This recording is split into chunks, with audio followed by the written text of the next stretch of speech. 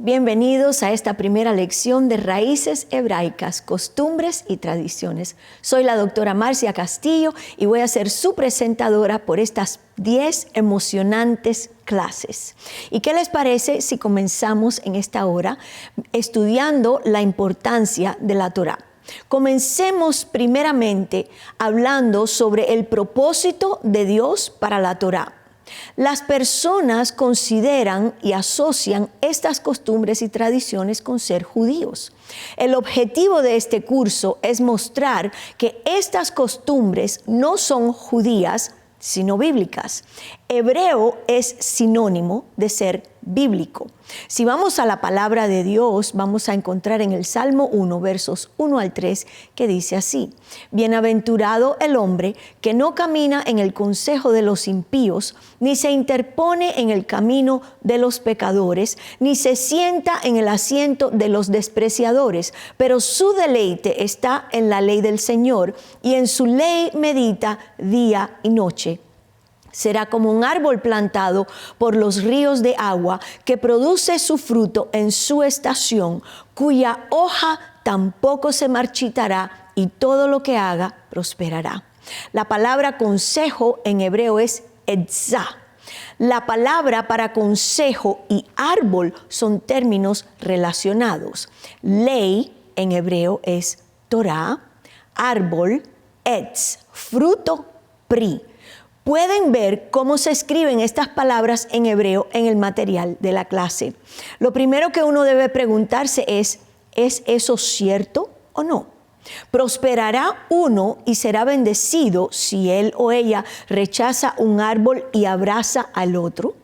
En el jardín, la respuesta fue la vida o la muerte.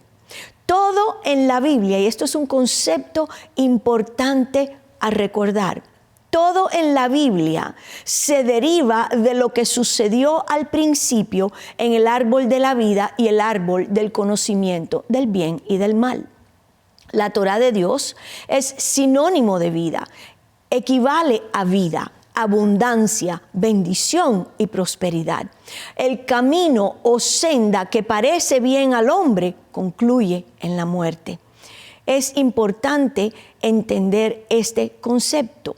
Si rechazo el consejo, si rechazo etzá de lo que solo parece ser bueno, entonces si yo medito en la ley para ser un árbol que vive y produce fruto, es importante entender estos conceptos. Ahora hablemos acerca del Pentateuco. Torá se refiere a los 5 libros de Moisés, el Pentateuco. Contrariamente a la opinión popular, la palabra Torá no significa ley. En realidad, esta palabra significa enseñanza e instrucción. Su raíz, yará, significa lanzar o disparar, refiriéndose a una flecha. La implicación es intentar alcanzar un objetivo o cumplir un objetivo. La palabra incluso lleva la connotación de señalar o mostrar el camino a alguien. Entonces podemos deducir que la Torá es Dios señalando el camino a seguir. La Torá significa las instrucciones de Dios, y Dios nos apunta o nos dirige hacia la vida. Las Escrituras usan esta palabra para referirse a las instrucciones de Dios a su pueblo. Esta enseñanza que Dios le dio a Moisés a menudo se llama la Torá de Moisés. Sin embargo, Moisés no escribió ni autorizó la Torá, solo la recibió de Dios y luego la enseñó al pueblo. Malaquías 4:4 dice: acuérdate de la ley, la Torá de Moisés, mi siervo, que le ordené en Horeb para todo Israel con los estatutos y juicios. La Torá se asocia con mayor frecuencia con los 5 libros de Moisés. Sin embargo, la palabra Torá se usa para referirse a la instrucción de Dios a lo largo de las escrituras hebreas, incluyendo los profetas y los salmos. Por lo tanto, toda su palabra es su Torá o su enseñanza que apunta hacia la vida. Y esto Él lo hizo o lo entregó para su pueblo. Quiero repetir esto porque necesito que usted, como estudiante de la palabra de Dios, atesore estas cosas en su corazón. Toda su palabra es su Torá o su enseñanza desde Génesis hasta Apocalipsis, porque es la manera en que Dios apunta o guía a su pueblo hacia la vida. El Nuevo Testamento es parte de su Torá para su pueblo. Si eso es cierto, entonces el Antiguo Testamento y el Nuevo Testamento no se pueden contradecir. El Antiguo Testamento es el Nuevo Testamento oculto. ¿Entendió eso? El Antiguo Testamento es el Nuevo Testamento oculto y el Nuevo Testamento es el Antiguo Testamento revelado. Quiero que tome una pausa, un segundo, y que usted repita eso. Porque hay tantas enseñanzas erróneas allá afuera. Inclusive se le da una connotación negativa a lo que se considera como la ley, pero nada más lejos de la verdad. El Antiguo Testamento es el Nuevo Testamento oculto y el Nuevo Testamento es el Antiguo Testamento revelado. Todo debe ser establecido por 2 o más testigos que deben estar de acuerdo. Cuando 2 testigos están de acuerdo, eso establece la verdad. El Nuevo Testamento no es algo nuevo, sino algo verdadero. Ahora estudiemos vamos a ver la ley versus la instrucción. Los cristianos generalmente se refieren a la Torá como la ley y la connotación, como dije anteriormente, es como si fuera algo malo, algo que ya pasó de moda, algo que está obsoleto. Ese entendimiento se debe a las traducciones al español de las Escrituras. Antes de Yeshua, 70 rabinos tradujeron las escrituras hebreas al idioma griego y el resultado fue la Septuaginta. Ahora, el hebreo Torá fue traducido al griego como nomos. El significado de nomos en la cultura griega es una ley inalterable o un decreto. Siguiendo esta tradición, el Nuevo Testamento griego usó nomos para referirse a la Torá. Técnicamente hablando, debido a que la Torá es inalterable, es considerada como ley. De acuerdo con lo que está escrito en la Escritura, romper la ley tiene consecuencias penales. El pecado es transgresión de la ley. Dice 1 de Juan 3:4, quien comete pecado infringe también la ley, pues el pecado es infracción de la ley. La Torá es la enseñanza de un padre protector que da a sus hijos reglas para vivir porque Él quiere que prosperen. La Torá, el Antiguo Testamento, es la enseñanza de un padre protector que da a sus hijos reglas para vivir porque Él quiere que prosperen. Y verlo como ley o instrucción puede depender de la disposición de uno. Los rebeldes podrían verlo como una ley estricta y darle una connotación negativa. Pero el hijo obediente lo ve como una instrucción para vivir de parte de un padre amoroso. Un árbol próspero y fructífero debe propagar la semilla que es la palabra. Si uno ve o no la Torá como una ley estricta o una instrucción amorosa, puede depender de si uno es o no un hijo obediente o un hijo rebelde. Creo que esto es algo importante para nosotros meditar. Veamos los beneficios y bendiciones de la Torá. Hay beneficios y bendiciones dentro de la Torá. Hasta cierto punto, lo mismo sería cierto de las costumbres que originó. La ley o la Torá es una luz. Proverbios 6:23 dice, pues su mandato es una lámpara y su instrucción una luz. Su disciplina correctiva es el camino que lleva a la vida. La ley o la Torá es perfecta para la conversión, iluminación y advertencia, y guardarla trae recompensa. Dice la palabra de Dios en Salmo 19, versos 7, 8 y 11. La ley del Señor es perfecta, convirtiendo el alma. El testimonio del Señor es seguro, haciendo sabio al simple. Los estatutos del Señor son rectos, que alegran el corazón. El mandamiento del Señor es puro, que alumbra los ojos. Tu siervo es además amonestado con ellos, y al guardarlos hay grande galardón. Gloria al Señor por su palabra, que siempre busca el bienestar nuestro. Ahora mi pregunta es, o tal vez debo decirlo de esta manera, ¿se ha preguntado usted, ¿es cierto? ¿Es esto cierto o no? La forma en que uno responde depende de cómo uno ve la Torá en general, así como lo que uno considera costumbres hebraicas. Estas son cosas bíblicas. Estamos hablando de la palabra de Dios. Es bíblico, no judío, con todo el respeto a nuestros hermanos del pueblo judío. Pero esto es algo que Dios le entrega al pueblo judío para que lo cuidase y lo pasase de generación en generación. Han sido los guardianes de este tesoro, pero pertenece a Dios, es bíblico. Y fueron dadas por el Padre. Han sido transmitidas y preservadas por los judíos, y gracias al Señor por ellos, pero le pertenecen a todo el pueblo del Señor. Han sido a través de miles de años los guardianes, pero ahora nosotros tenemos derecho a participar también.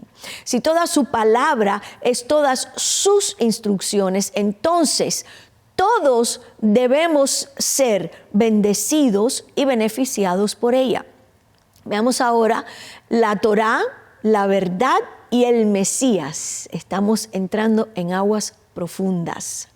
Los pasajes del Antiguo Testamento declaran que la Torá es igual a la verdad.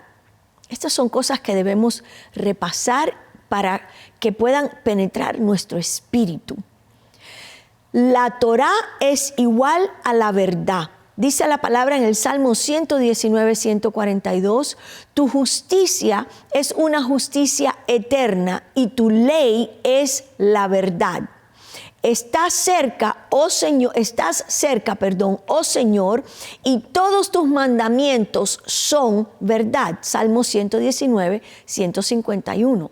En los pasajes del Nuevo Testamento, Yeshua se compara a sí mismo con la verdad. Vamos a ver qué dice Juan 8, 31 al 32. Dice, entonces Jesús dijo a los judíos que le creyeron, si permanecen en mi palabra, ustedes son mis discípulos y conocerán la verdad, y la verdad os hará libres. Juan 8, 31 al 32. Y en Juan 14, 6 dice así, Jesús le dijo, yo soy el camino, la verdad y la vida, y nadie viene al Padre sino a través de mí. ¿Reinterpretó el Mesías las Escrituras o se identificó a sí mismo como la palabra de Dios? ¿Qué estaba realmente diciendo Jesús a aquellas personas? Que Él era o es la Torá viviente de Dios. En el Antiguo Testamento dice que los mandamientos de Dios son la verdad, y Yeshua dice que Él es la verdad. Así que ahora volvemos a dos testigos que están de acuerdo. ¿Reinterpretó el Mesías las Escrituras cuando dijo yo soy? ¿O se identificó a sí mismo como la Torá viviente de Dios? ¡Qué tremendo esto!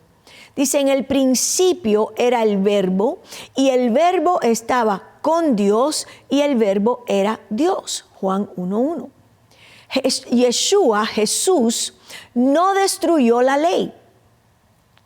Dice, no piensen que vine para abrogar la Torá o los profetas. No vine para abrogar, sino para cumplir, porque ciertamente les digo que hasta que el cielo y la tierra pasen, ni una jota ni una tilde pasará de la Torá hasta que todo se haya cumplido. Esto está en Mateo 5, 17 y 18. Los creyentes deben tomar nota del hecho de que el cielo y la tierra no han pasado. ¿Cuánto de la Torá ha pasado o ha sido omitido? Dice la Escritura, ni una jota ni una tilde, que son los símbolos más pequeños dentro del alfabeto hebreo. Yot o una J en hebreo es el yud o la marca más pequeña en el alfabeto. Dice ni una jota en español. Y en inglés se dice tittle, una marca decorativa inscrita en los registros. En español, una tilde. Nada pasa de la ley y los profetas hasta que todo se cumpla. En otras palabras, cada jota, cada yud y cada tilde en la palabra de Dios y los espacios que hay entre las palabras están ahí también por un propósito. Así que hasta que todo eso se cumpla y hasta el más mínimo de esas marcas inscritas en los escritos de la palabra de Dios se cumpla todo, no va a haber ningún cambio. Ni la letra más pequeña del alfabeto hebreo, ni las marcas decorativas en los pergaminos pasarán hasta que la Torá haya sido completada y cumplido su propósito. ¿Puede usted decir amén a eso? La palabra cumplir significa llevar a su término de modo que nada falte. También significa darle significado completo de modo que cumple su propósito. El equivalente hebreo sería milá, llenar, completar. Cuando la presencia de Dios, y quiero que usted tome tiempo, así como usted escucha esta enseñanza, cuando la presencia de Dios llenó el tabernáculo y lo completó, fue entonces que éste comenzó a cumplir su propósito. Yeshua vino a llenar, a cumplir de modo que la Torá entrara en su propósito desde el principio. Él es ese complemento que así como Dios Padre entra al tabernáculo y hace que comience a funcionar y todo su propósito comience a fluir. De igual manera, cuando Yeshua viene, llena y cumple la Torá. Ahora, cuando estamos hablando de la Torá, como dijimos anteriormente, debemos entender que estamos hablando desde Génesis hasta Apocalipsis. ¿Entiende usted eso? Por ejemplo, un vaso en un estante no está cumpliendo su propósito hasta que es lleno y usado en su diseño. Cuando el vaso se llena de agua, está en su diseño. El vaso no debe tirarse a la basura. Y Yeshua dice que la Torá aún no tenía significado completo hasta que Él vino. Porque lo antiguo o el antiguo pacto no es otra cosa que la sombra de lo nuevo. ¿Por qué? Porque fue ahí donde Él se manifestó. ¿Entiende usted eso? Él es el verbo hecho carne, quien le da significado a la palabra de Dios, a la Torá completa del Señor. Ahora, mire esto que interesante. Yeshua y Pablo confirman la validez de la Torá. Yeshua confirma que la Torá es una instrucción válida por medio de sus palabras y obras. Por ejemplo, ser bautizado en el mikvé por Juan el Bautista. Sanar al leproso se refiere a la ofrenda que Moisés ordenó. Dice la Escritura en Mateo 8, 2 al 4. Y aquí un leproso y se postró diciendo: Señor, si quieres puedes limpiarme. Entonces Jesús extendió su mano y lo tocó diciendo: quiero, sé limpio.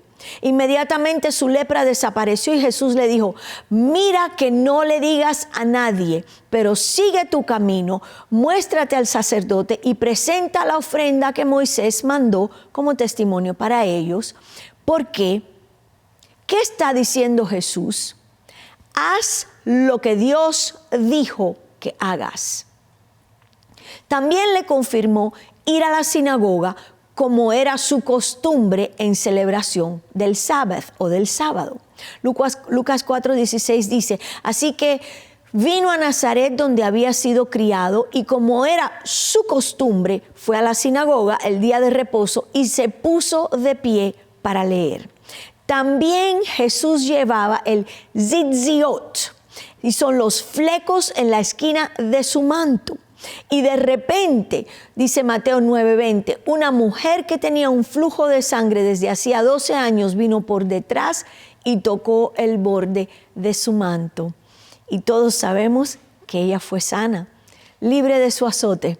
Mateo 14:36 dice: y le rogaban que les dejase tocar solamente el borde de su manto, y todos los que le tocaron quedaron sanos. Y más adelante vamos a ver todos estos elementos simbólicos que encontramos en la palabra. Dice Marcos 5:41, luego tomó a la niña de la mano y le dijo: Talitha cumi, que se traduce niña, te digo, levántate. Él también guardó las fiestas bíblicas, y esto ha sido un tópico de contención entre las iglesias del Señor, porque se han enseñado como que son fiestas judías. Por lo tanto, los gentiles o la iglesia nueva testamentaria queda excluida de cumplir con todos esos festivales que hay en la palabra. Sin embargo, quiero que escuche con el corazón en este tiempo. Lucas 2:41 al 42. Vamos a ver a Jesús, a nuestro Dios Salvador, quien apunta hacia la vida y quien viene a ser ahora nuestro ejemplo.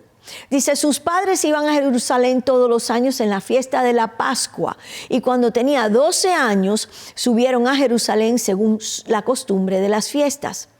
Y después podemos ver en Juan 7:2 y 10. Ahora, la fiesta de los tabernáculos, esto es las fiestas del otoño. Jesús fue a la fiesta de la Pascua y Jesús fue a la fiesta de los tabernáculos en el otoño. Ahora, la fiesta de los tabernáculos de los judíos estaba cerca, pero después que sus hermanos habían subido, entonces él también subió a la fiesta, no abiertamente, sino como si fuera en secreto. Pablo confirma que la Torá es santa, justa y buena.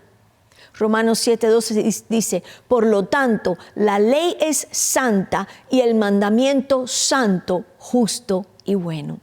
Cuando Pablo escribió 2 de Timoteo, ¿estaba hablando del Nuevo Testamento? Dice: toda la escritura es dada por inspiración de Dios y es útil para enseñar, para redarguir, para la corrección, para la instrucción en justicia, a fin de que el hombre de Dios sea perfecto, completamente equipado para toda buena obra. Eso está en 2 de Timoteo 3:16 y 17.